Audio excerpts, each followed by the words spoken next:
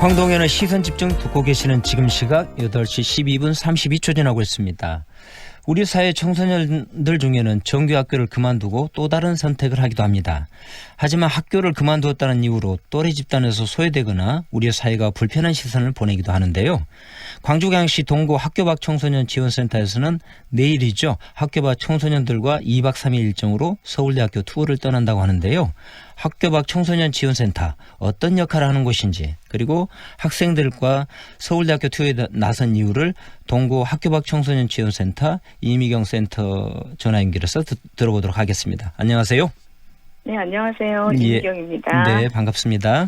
네. 예, 먼저 이게 청취자분들께서 또 생소할 수도 있는 용어이기도 한데요. 학교 밖 청소년 또는 학교 밖 청소년 지원센터, 이게 어떤 의미인지는 좀 설명을 좀 부탁드립니다. 네, 말 그대로 학교 밖 청소년은 대상 연령이 9세부터 24세 학교 밖 청소년이에요. 그래서 네. 초등학교나 중학교에서 3개월 이상 결석을 하거나 취학 의무를 유예한 청소년, 그리고 고등학교 재학이나 퇴학 처분을 받아서 자퇴한 청소년들이고, 그리고 뭐 고등학교나 초등학교, 중학교를 요즘을 미취학 아동이라 그래가지고 아예 네. 진학을 하지 않은 청소년들까지 포함되어 있고요. 또 요즘은 학업 중단 숙려자라 그래가지고 학교를 그만두기 이전에 그 3개월 정도를 이제 상담도 하고 자신이 다시 한번 학교로 돌아갈 수 있는 의지를 다지기 위한 상담 절차가 있습니다. 네. 이제 이런 것들을 다 이렇게 지원하는 그런 센터라고 생각하시면 됩니다. 네. 그러면 이게 동구 학교 밖 청소년 지원센터도 있는데 광주광역시에는 지금 학교 밖 청소년 지원센터가 몇 군데가 운영이 되고 있습니까? 네, 각 구마다 하나씩 다 있고요. 네. 동서, 남북, 광산구까지 다 있고 광주시센터가 있습니다. 네. 그렇다면 네. 이게 전국적으로 우리 지금 학교 밖 청소년들이라든가 또 광주 네. 학교 밖 청소년들의 어떤 규모가 어느 정도나 됩니까?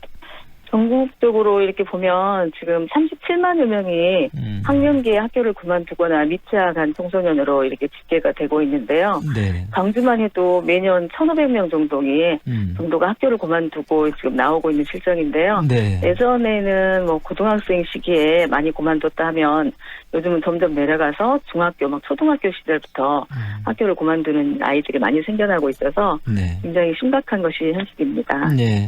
일반적으로 보면 이게 정규 학교를 그만뒀다 했었을 때 이게 긍정적인 시선보다는 부정적인 시선이 조금 있지 않습니까?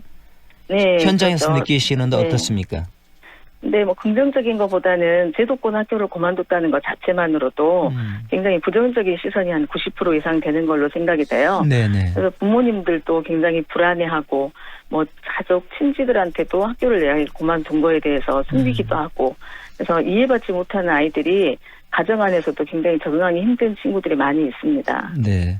그런데 네. 뭐 우리 센터장님께서 보시기에 어떤 이유로 이 청소년들이 학교를 그만두고 있다고 보시나요?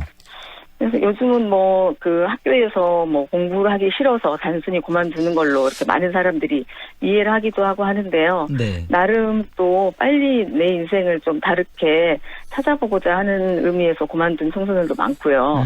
또 내가 그냥 이 제도권하고는 맞지 않는데 내 인생이 조금 더 빨리 진취적으로 해보고 싶다. 그런 친구도 있고, 또 그렇지 않은 친구들은 이제 학교 부적응해서 그만둔 친구들, 이런 친구들도 많고, 심리적으로 정서적으로 불안정해서 그만둔 친구들도 많이 있습니다. 그리고 요즘 뭐 검정고시를 준비해서 내 특기를 살려서 빨리 좀 다른 방향으로 가보자 해가지고 그만두는 청소년도 많이 있고요. 네. 아까도 말씀드렸는데요. 아까 1,500명 정도가 광주광역시에도 학교 밖 청소년들이 있다, 이제 이런 말씀 주셨지 않습니까? 네. 그런데 이게 해마다 이제 증가 추세라는 얘기가 있습니다. 네. 예, 어쨌든 이 사회에서도 이 같은 이 학교 밖 청소년들이 영향을 미칠 건데요. 어떻게 보고 계십니까? 그래도 청소년기에 학업을 중단하게 되면 가장 결정적인 시기에 필요한 지식과 기술을 습득하지 못하게 돼서 개인적으로 또는 사회적으로 낙오의 원인이 될 수가 있어요.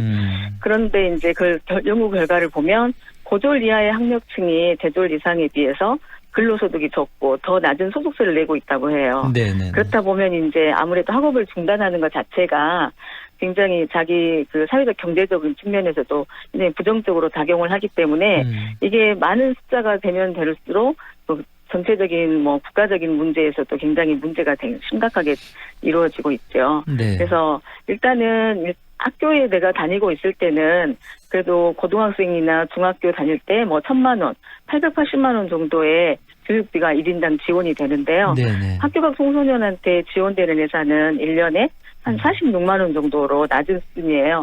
그래서 아이들이 다시 학업에 복귀하거나 뭐 건강한 사회인으로 이렇게 진입하기 위해서는 보다 나은 서비스가 필요하다고 생각합니다. 네.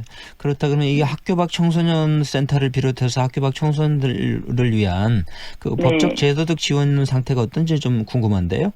네, 저희가 2015년도에 학교 밖 청소년 지원법이 생겨서 네. 현재 전국에 212개 학교 밖 청소년 지원센터가 있어요. 네네. 그래서 거기 안에서 상담도 하고 교육도 다시 시켜주고 직업을 이렇게 알선하기도 하고 정서 지원들을 하고 있는데 다시 아이가 학업에 복귀하거나 건강한 사회인으로 진입하게 하려면 정말 제대로 된 교육과 그리고 골든타임을 놓치지 않는 지원이 필요하다고 생각합니다. 네. 그래서 아이들이 다시 한번 그런 시기가 있잖아요. 질풍노도 시기에 네. 잠깐 학교를 그만둘 수도 있고 이렇게 힘든 시기를 조금만 더 이렇게 더 지원해 준다면 아이들이 다시 심리적으로 완성이 돼서 다시 뭔가를 해볼 수가 있고 그렇기 때문에 그런 기회를 놓치지 않게 하기 위해서 정말 다양한 지원을 하고 있습니다. 네네.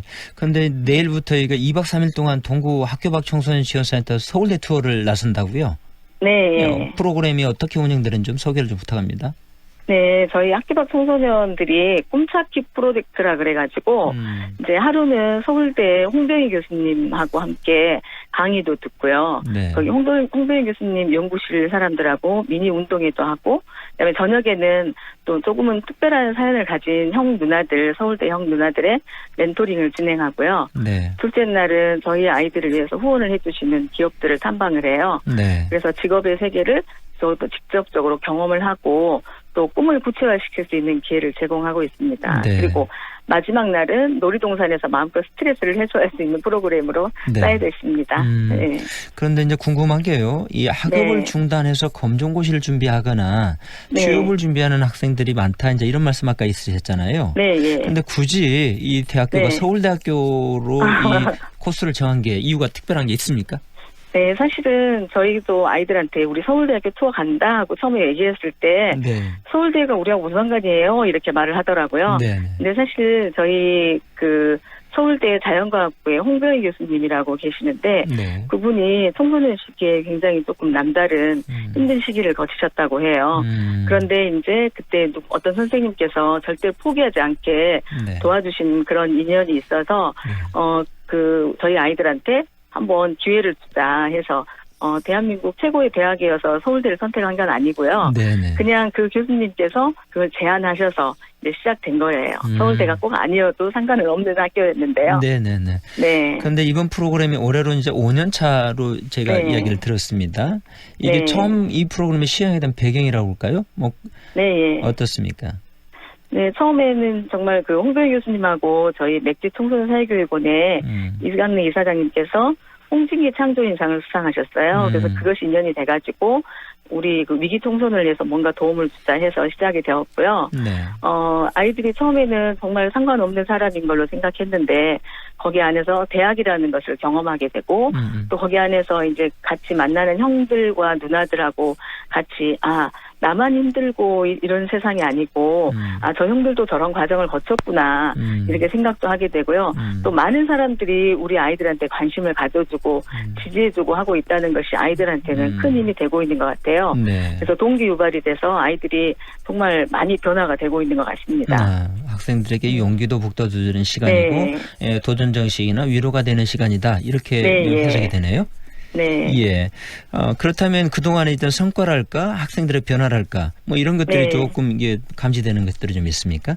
네, 그동안 처음에 우리가 2015년도에 갔을 때부터 이렇게 쭉 같이 진행하면서 네. 정말 그때그때 바로바로 이렇게 바뀌는 친구들도 많아요. 내려오는 버스 안에서부터 담배를 끊고 네네. 내가 정말 대학이라는 곳에 한번 가보고 싶다. 그리고 내가 전문 직업인이 돼서 뭔가 자격증을 한번 취득해보고 싶다. 네. 이렇게 생각하는 친구들도 많고요. 내가 지금 당장 서울대는 진학하기는 어렵지만 내가 공부를 해서 대학원에 한번 서울대를 한번 가보고 싶다. 네. 이런 생각을 얘기하는 친구들도 많고 네. 정말 나하고 다른 세상 이야기가 아니라 같은 세상에 있는 사람들 이야기구나 이렇게 생각하는 것 같습니다. 네, 교육적인 측면에서도 이 학교 밖 청소년 센터 역할이 앞으로도 크게 성장해야 될 것 같다는 생각이 좀 듭니다. 네. 예, 오늘 말씀 여기까지 듣도록 하겠습니다. 고맙습니다. 네, 감사합니다. 예, 지금까지 동구 학교 밖 청소년 지원센터